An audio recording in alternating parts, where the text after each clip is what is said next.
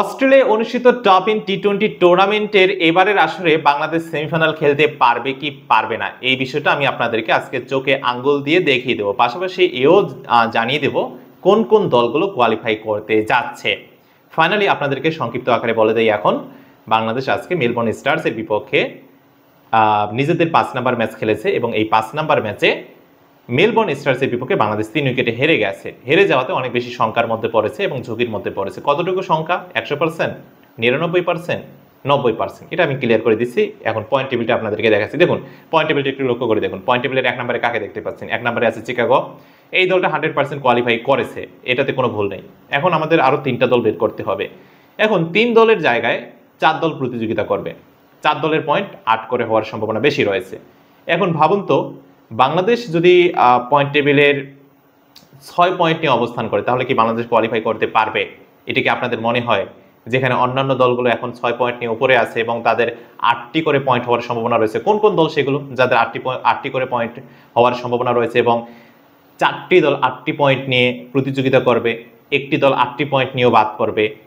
একটু মিলিয়ে নেই। অলরেডি বুঝতে পেরেছেন বাংলাদেশ যেতে পারবে কি পারবে না। সম্ভাবনা উড়িয়ে দিলাম, বাংলাদেশ নেই, আউট।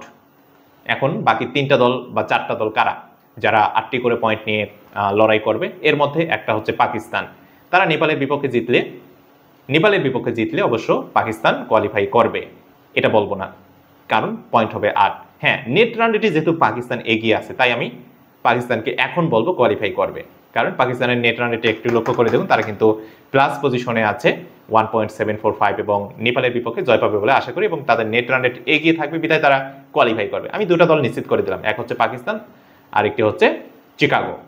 এখন বাকি থাকে আরও 2টা দল। এই 2 দলের জায়গায় আমি 3টা দলকে সিলেক্ট করলাম।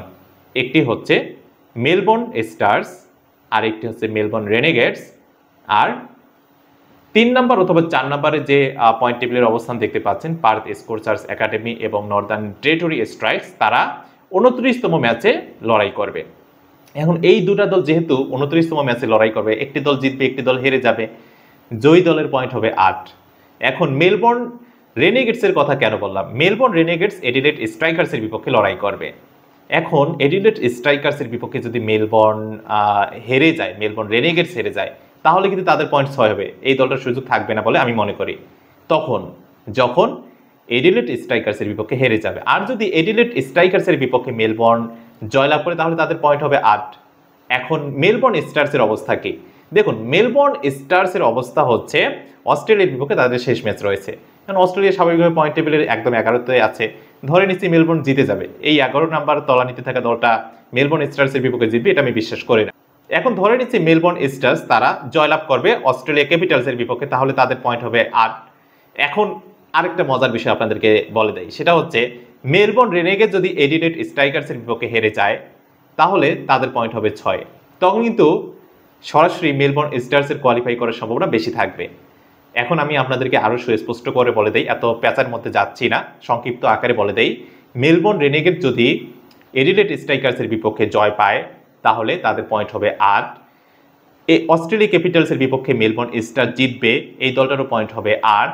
আর নর্দার্ন টেরিটরি ও পার্থ স্কোরচার্সের মধ্যকার যে ম্যাচটা অনুষ্ঠিত হবে, সেই ম্যাচের জয়ী দলেরও পয়েন্ট হবে 8।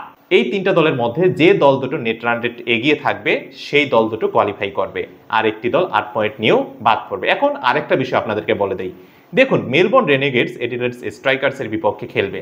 এখন যদি মেলবোর্ন রেনেগেডস হেরে যায়, এডিলেড স্ট্রাইকার্স জয় পাবে, 6 পয়েন্ট হবে এবং এই এডিলেড স্ট্রাইকার্সের শেষ ম্যাচটা হবে বাংলাদেশের বিপক্ষে। সেই ম্যাচে যদি বাংলাদেশকে হারাতে পারে, তাহলে তাদের পয়েন্ট হবে 8। হিসাব ওই একই, হয় এডিলেড স্ট্রাইকার্স অথবা মেলবোর্ন রেনেগেডস, অথবা এই 2টি দলেই বাদ পড়তে পারে। সম্ভাবনা বেশি রয়েছে মেলবোর্ন স্টার্সের, পাকিস্তানের, চিকাগো কিংসম্যানের আর নর্দার্ন টেরিটরি অথবা পার্থ স্কোরচার্সের মধ্যে জয়ী দলের। আমি আবারও বলছি, চিকাগো কিংসম্যান, পাকিস্তান, পার্থ স্কোরচার্স একাডেমি অথবা নর্দার্ন টেরিটরি স্ট্রাইকার্সের মধ্যে জয়ী দল। আর 4 নম্বর দলটা হচ্ছে মেলবোর্ন স্টার্স।